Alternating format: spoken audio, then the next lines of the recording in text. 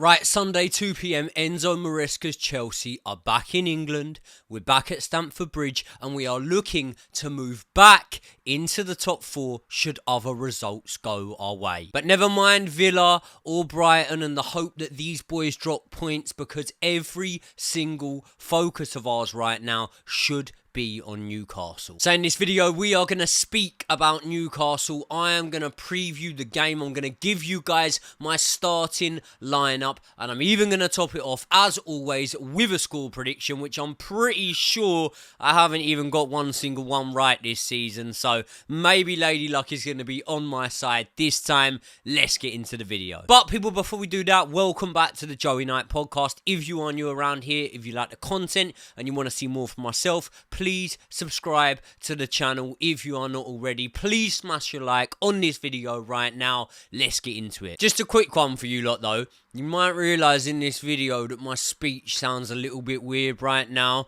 I thought I broke my jaw the other day at boxing. Turns out I haven't and I'm alright, but I have injured myself a little bit. So the options were to not do a video or to push through the pain. And I know that you lot, especially the hardcore, would rather me push through the pain. So let's crack on. Now, realistically, despite there being an almost euphoric feel around Stamford Bridge at the start of this season, especially when you compare the contrast to the last two seasons that Chelsea fans have had to endure, it really is that feeling that shapes how we perceive this season, isn't it? Because we've only actually got one more win in the league than Newcastle, one less draw in the league than Newcastle, and we've both lost 2 matches. And a win for the Geordies this weekend would actually put them above us in the table. So at a glance, if you'd watch no football, then you'd be thinking, well, Newcastle and Chelsea are having somewhat similar seasons here, aren't they? But that is not quite the reality, is it? Because we're scoring more than them. In fact, over double the Newcastle are scoring. We're smashing it in the Conference League, a competition, by the way, that Newcastle should be playing in, really. Man United had no right to win that cup final at the end of last season, and had they have not won it against Manchester City, Newcastle would have been playing in the Europa Conference League. But despite me usually giving a bit of stick and a bit of banter to the opposition in these videos, I've got to admit, I do have a soft spot for the Geordies. Probably because one of my best mates is a big Newcastle fan. But either way, it would be unfair for me to not address the elephant in the room. And when I'm reading out all these facts and stats about how Chelsea are performing so much better than Newcastle this season, that's probably got something to do with the fact that in the summer, we went out and bought Pedro Neto. We bought Renato Vega. We bought João Felix. We bought Jadon Sancho. We probably bought more that I can't even think of. And Newcastle, realistically, did fuck all in this transfer window, apart from sell a few players, didn't they? Now, I was very, very privileged that when I was a kid, a massive part of what made my childhood so good was the fact that Chelsea had our takeover. And listen, 5 trophies in 5 years before the takeover. I will not have you say that Chelsea weren't a good side before Roman Abramovich arrived. But we were more of a cup side, weren't we? And we weren't competing for league titles and those sort of honours. But it was almost the first takeover of that kind, unless you're old enough to remember the Blackburn takeover. But Chelsea's was the first real one that broke the mould. And then came Manchester City. And now I really feel like the Premier League just don't want to let another one happen and another club enter that big 6, big 8, whatever you want to call it. And let's be honest, if they were to do so, Newcastle would be a mammoth. All you've got to do is look at the wealth that these lot have got, and I honestly feel for them. Like, I really do feel for the Newcastle fans, because I don't know, it's like marrying a 10 out of 10 bird and then finding out she's celibate. You know what I mean? Like, I don't know. I think before I'd have put a ring on it, I would have definitely tested her out in the bedroom. But that is another story for another day. Well, it's not a story. It didn't even happen. But you can get the point. You can get the point that I'm trying to make. Now, they've got the cash. They're eager to splash. But the Premier League won't let them. And as I've stated, for the fact that my childhood was littered with successful trips to Stamford Bridge, home and away following Chelsea, watching us lift domestic cups, Premier League titles, Champions Leagues, I've got to feel sorry for the fact that Newcastle felt that they were going to be in a similar position, especially the younger fans, and it's just not quite translated like that, has it? But I don't feel so sorry for them, by the way, that I don't want us to beat them on Sunday. I'm just giving a bit of credit where credit's due. And do you know what? When building my team sheet for this game, something very, very miraculous happened, and the penny really dropped here. Chelsea have no injuries. How weird is that to say? We don't...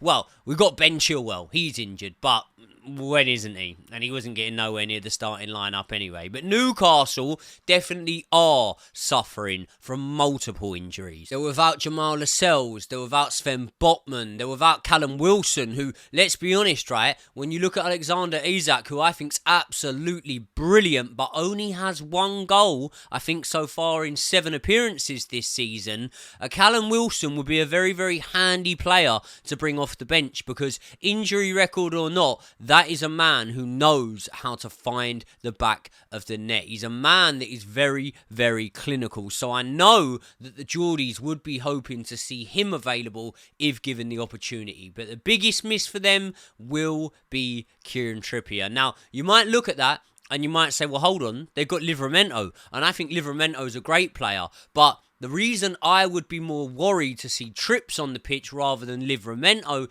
is for the set-piece delivery. Now, I think that Chelsea's set-piece... Just our set pieces in general has definitely levelled up since we brought in the Brentford coach. I think that we're seeing way less corners not beat the first man. Obviously, we've scored a couple of free kicks this season. We've looked menacing from set pieces. But I'm talking attacking there, which is where we've definitely levelled up. But in defending, I really still think there's a lot left to the imagination when it comes to our set pieces. So I would have been somewhat nervous to have seen Kieran Trippier stepping up, whipping balls into the box. When you got players like Dan Burn and, you got Isak's pretty tall. You got some big boys, is what I'm trying to say. Newcastle have some big boys in there. So I, for one, am thankful that Kieran Trippier is not on the pitch. And despite the 4-1 pumping that we had at St James's Park last season, we do have somewhat of a decent record against Newcastle. I think we've only lost 2 out of our last 13 games in all competitions against them. And last season, we had some really good memories against them, didn't we? We obviously had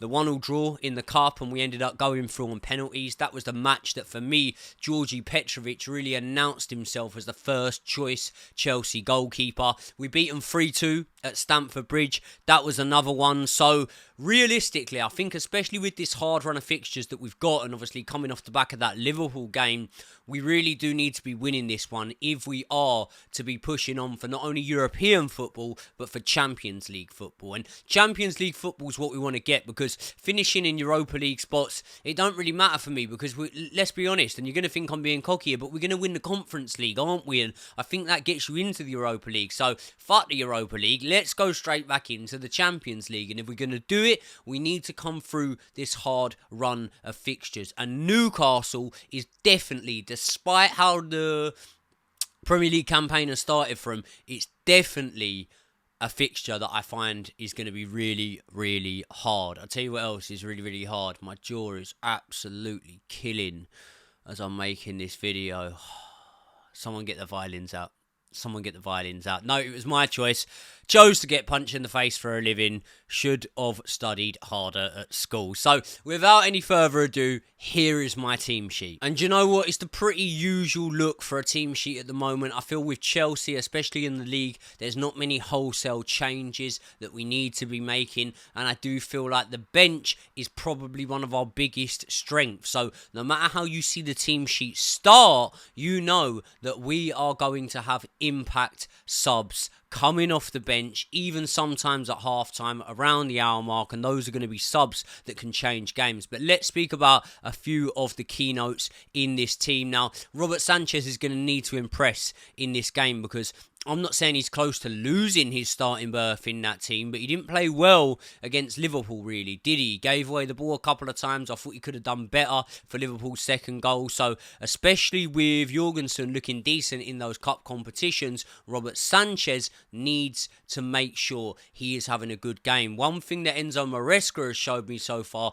is he does have that level of ruthlessness. So, Robert Sanchez will not be a man that is just automatically safe from feeling the raft of Maresca's ruthlessness. Now, when you look at the backline, right, I got Reece James there, obviously Fofana and Colwell, and then I got Cucurella. And the question I'd like to ask you lot in the comments is, which fullback inverts in that backline? And for me personally, it's got to be Cucurella. But at the same time, I don't know, despite me picking Reece, I'm also starting to look at it and thinking maybe Malo Gusto might be a better option there, because Reece is coming back from injury, and despite him being an unreal right back, on his day one of the best in the world, a man that I have seen pocket Vinicius Jr., a man that I have seen pocket Jeremy Doku, a man that I have seen pocket Leao, so many other players. He is still coming back from injury. He is getting back to scratch, and I don't want to push him too hard. And I know one man that will be pushing him hard, and that is Anthony Gordon, because Anthony Gordon gave him a torrid time last time we visited St James's Park, and it even resulted in Reece James getting sent off. So perhaps Gusto's pace would be more useful, but at the same time, I don't know. I've got no doubt that Reece James does have the ability to keep Anthony Gordon quiet in this match. I would keep Reece James in that sort of back three, but I think it'll be a back four at a lot more times in this match, with maybe Cucurella inverting a little bit less, because I think Newcastle will be a tough test. But in possession, it'll be a back three, and I'll be happy to see him in there. I really do think like the midfield battle is going to be something that we really, really need to win. And because it will be a physical one, you look at Newcastle with Tonali, with Bruno, with Joe Linton, I think that Cucurella is the best one for that. Because one thing Cucurella doesn't mind doing is sticking his body on the line, getting rough and ready, down and dirty. And it's not that Reece doesn't mind doing that, but I don't want to see Reece doing that, especially when he's just coming back from this injury. So for me, I would have Cucurella as the one inverting, and I would have him alongside Caicedo, and I would have him alongside Romeo Lavia. I think Romeo Lavia is a great player, and I think that one of the biggest questions surrounding Chelsea Football Club at this moment in time is, do you go with Enzo or do you go with Romeo Lavia? And if we were up against a Crystal Palace, for example, who played earlier on in the season, and, you know, we saw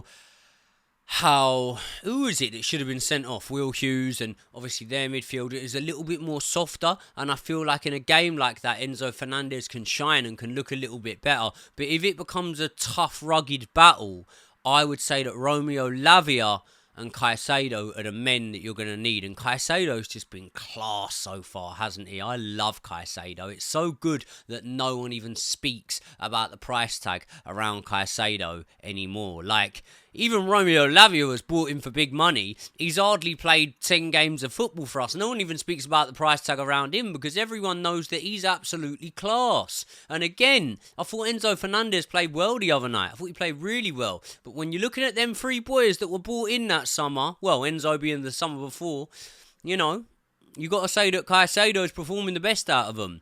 And given the chance, which I'm giving him the chance in this game, maybe Romeo Lavia will be second best. Now, let's speak about the fact that I'm starting Noni Madueke over Pedro Neto. And the fact that I'm doing that, for me, is more so about Lewis Hall, you know. He's quite an attacking threat, and maybe at this moment in time, until he matures a little bit more, not so much of a defensive one. So, being that he's attacking, you could ask the question, why would you not start Pedro Neto there? Because if you have a little look online at Lewis Hall's heat maps, he does really get forward, and if that's the case, then I do believe that having Pedro Neto there to break in behind is going to be brilliant for us. And we all know that Pedro Neto's delivery is absolutely unreal. But at the same time as that, Lewis Hall's a young man, and that sort of 1v1 battle with him and Madueke is saying I'm very interested in it. And I'll be completely transparent. I always feel like you should learn from your mistakes. And the last time I did one of my preferred lineups and I dropped Madueke for Pedro Neto, Madueke ended up being the difference maker for us in that match, where he obviously scored the goal against Nottingham Forest, which meant we didn't lose the match and we came away with at least a point. So what I do think though is second half, 60 minutes in or so, once Lewis Hall's legs potentially start to tire, then Pedro Neto comes in there and he really does become a bit of a difference maker in there. And I also think if Lewis Hall's getting forward, even though Madueke you don't think of breaking as much, then the next man in there, say they move into a free like Chelsea do, the next man in there is going to be Dan Burn. And I think Dan Burn has actually been playing really, really well this season, right? But at the same time, you would just feel like Madueke would have so many tricks up of his sleeve to be able to exploit Dan Burn with. And even with the level he's performing at, as I say, mate, he'd be getting twisted and turned every time by Madueke, surely. So that's why I'd have Madueke there, but I wouldn't be averse at all to seeing Pedro Neto start. I definitely want to see Mudryk in this game. Definitely want to see him. Thought he was great in the week, but at the same time, I still wouldn't put him in there ahead of Jadon Sancho. Again, Tino Livramento, a young fullback who probably hasn't had the experiences, definitely hasn't had the experiences that Jadon Sancho has. And I do believe that with Jadon Sancho's dribbling ability, that's going to be something that can really persevere for us. Now, if I was thinking about pace, I'd go with Mudryk or maybe even Neto over on that side. But the thing is, I don't feel like you should play Tino Livramento at his game. And his game he's rapid. He's good. So I think maybe slow the play down a little bit. Try and bamboozle him with the footwork. And we know how good at dribbling Jadon Sancho is. Trent Alexander-Arnold did have Jadon Sancho somewhat in his pocket, despite fouling him and us not getting that penalty. But I think Jadon Sancho's been class so far. So I'd like to see the match-up between him and Livramento. And for that side of things, that's pretty much all there is to the team. And Nkunku's definitely not getting in ahead of Nicholas Jackson for me, and we know what Cole Palmer does. You put Cole Palmer on the pitch and he will be magic. And I do know that for a fact Cole Palmer will be looking at that Liverpool game and thinking, could have done more, could have been a bit of a difference maker. So in this game, I think there's a high likelihood that he potentially is that difference maker, does do a little bit more, and he will definitely get on the score sheet, you would imagine, at some point. Now, listen, I've given plenty of respect to Newcastle, and as I say, as someone who one of my best friends supports Newcastle, I never want them to do well against Chelsea, which means I don't want them to do well in either of the next two matches. But apart from that, I don't mind them doing well. I like Newcastle, but I think we'll have too much from, I think that we have really grown as a team, and I'm not going to say through no fault of their own, because there's definitely been mistakes made, but the phrase I always use with Newcastle is their hands have been tired. They haven't been able to refresh and redevelop that squad in the way that they should, in my opinion, have been able to. And for that reason, I believe that Chelsea have progressed further than Newcastle. And do you know what, right?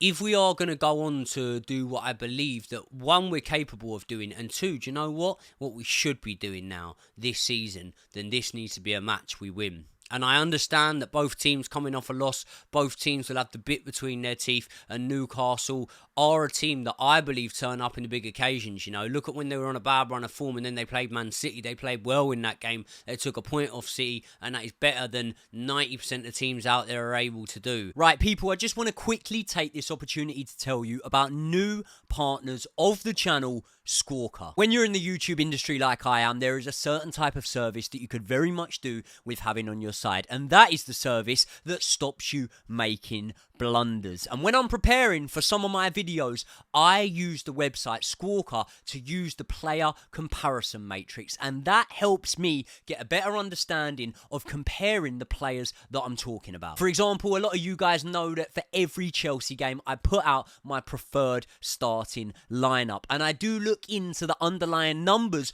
of the players I'm picking and the players that I'm comparing, and that's where Squawka comes in. They offer the best player comparison matrix on the internet. The website is so efficient and so easy that even I can use it. For example, when I'm picking from Chelsea's 30 to 40 odd wingers that we've got at the club, I can very easily jump onto Squawka and see how their stats compare. But you don't need to be a YouTuber to need to use Squawka. You could use it for your bets when you're betting on first goal scorer and things like that. It could give you a better indication. Or you could just use it to look like a genius down the pub, and we all like to do that, don't we? So thank you very much to Squawka for not only helping me prepare for my videos, but also partnering up with the channel. So help support me by supporting the guys that support the channel in Squawka. They are linked in the description for this video. Let's get back into it. But I've just got a feeling here. I've got a feeling that we're going to win this game. We're going to go into the almost reverse fixture at St James's Park with a bit more momentum, and it's going to be a battle of the coaches here, Maresca against Eddie Howe, you know, because either way, this is an audition, but it's a harder audition for Eddie Howe than it is Enzo Maresca, because Newcastle haven't got the ability to rotate as much, or definitely not rotate as much with the same amount of quality as Chelsea are going to have for that fixture at St James's Park. It was one that I was actually hoping to go to, you know. Sometimes I have to be a little bit careful with away matches now, because where I'm on YouTube, people would love to just come over and punch me. Good job I'd slip it and smash fuck out of them. No, joking. But yeah, but I get a lot of love from the Geordies, and I love the Geordies. Like, they're the Geordies are elite people. I'm not just saying it because of Brian, you know. I do love them. My last fight was in Newcastle, and it was like, everyone's just so nice up there. It's a different way of life. But either way, I'm going to have to wrap this one up because my jaw is absolutely killing. I've been sat here taking painkillers all day and everything. So I think I'm out of sparring for about a week now. You could probably see my mouth's a bit swollen up. I woke up the other morning. I looked like I'd had lip fillers. It is bad. But at the same time, don't bite the hand that feeds you. This is boxing, and you can't go swimming without getting wet. So people, let me know your thoughts in the comment section below. Let me know your score predictions. Very, very eager to hear what you lot have got to say about this game. And like always, I'll be dropping my match review straight away after. And I hope, not just for the sake that I'm in so much pain, but for you as the viewer, that I sound a little bit more normal and I'm not slurring my words in that one. But I did want to get a video out for you guys. Enjoy your Saturday. Enjoy your weekend. Have a beer for me because I'm not drinking at the moment. I've been off it a little while now. I will see you all in the next one.